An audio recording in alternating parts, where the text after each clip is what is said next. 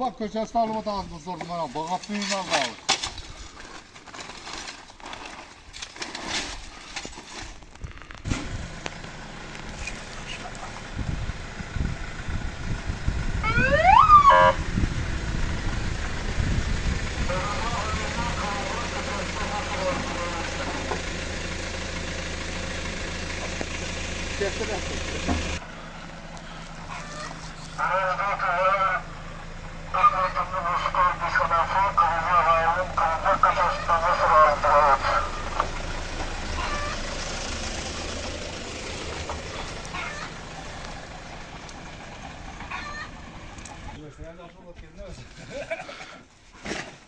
Dedi oyağa cücük bir masamdan bu.